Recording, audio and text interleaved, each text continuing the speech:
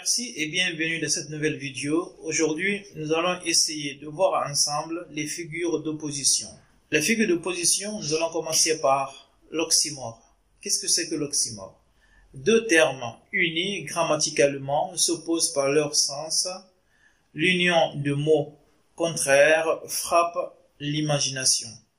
Alors, qu'est-ce que cela veut dire? Lorsque nous avons dans un groupe nominal deux mots de sens contraire, il frappe notre réflexion, c'est-à-dire ce qu'on essaie d'imaginer à la suite. Un exemple, un silence assourdissant. Le silence assourdissant sont deux mots de sens contradictoire. Alors, silence, c'est le calme. Assourdissant, c'est encore plus de sonorité. Un autre exemple, elle se hâte avec lenteur. Dans ce sens, hâter, ça veut dire se précipiter. Lenteur, c'est le contraire. La bête humaine. La bête, nous savons qu'est-ce que c'est. Et l'humain, nous savons aussi qu'est-ce que c'est. Donc, deux mots réunis dans un groupe de sens opposés. L'antiphrase. Qu'est-ce que c'est que l'antiphrase? Elle exprime une idée par son contraire dans une intention ironique. Alors, tout simplement, cela veut dire que nous allons dire dans une proposition ce que l'on pense, mais d'une façon ironique. On nous donne une expression à la fin pour dire le contraire de ce que l'on pense. Exemple, tu as eu 0 en histoire. Bravo. Avoir 0 en histoire, on ne peut pas féliciter quelqu'un avec 0. Mais ici, nous remarquons que c'est dans le sens de se moquer de la personne. Donc, de l'ironie. Je suis dans un beau drap. Un beau drap. Beau. Et le drap, alors, qu'est-ce qu'on essaie de comprendre? C'est comme si on parlait de la mort. Quand on meurt, on nous enveloppe dans un tissu blanc. C'est le drap.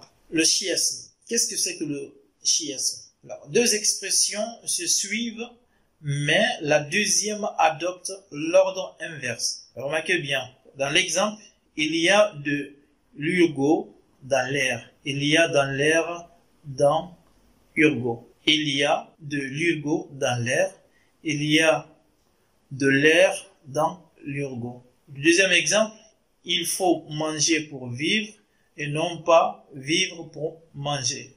Alors, nous avons ici la deuxième est l'ordre inverse de la première parce que on a dit il faut, ça se finit par manger. Alors, pour vivre, et tandis que la seconde proposition, non pas vivre pour manger. Donc, c'est de façon inversée. C'est comme si on avait A vers B, et cette fois-ci, on a le sens contraire de B vers A. La suite, nous allons voir la figure de style paradoxe. Paradoxe, qu'est-ce que c'est?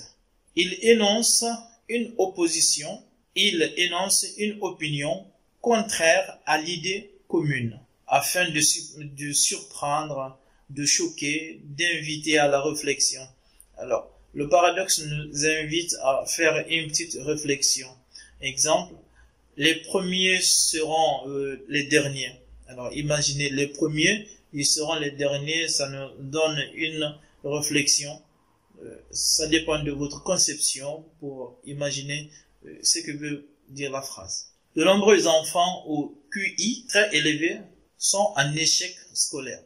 Alors, vous allez voir, les enfants qui sont intelligents, on remarque qu'ils sont en train de chuter vers l'échec. Alors là aussi, cette proposition nous fait penser que des enfants très intelligents qui commencent à dégringoler, à descendre de niveau, leur mène à l'échec scolaire. Ça nous frappe notre conscience et nous fait réfléchir sur le sens de la phrase. La suite, nous allons voir l'antithèse. Antithèse. Comme vous savez, l'anti c'est le contraire, la thèse c'est une idée. Donc, opposition très forte entre deux termes. Alors, ici, c'était le paradis, ailleurs, l'enfer. Alors, le paradis, c'est le contraire de l'enfer. Donc, une expression donnée par Voltaire dans son œuvre. Et voilà, c'est la fin de cette vidéo.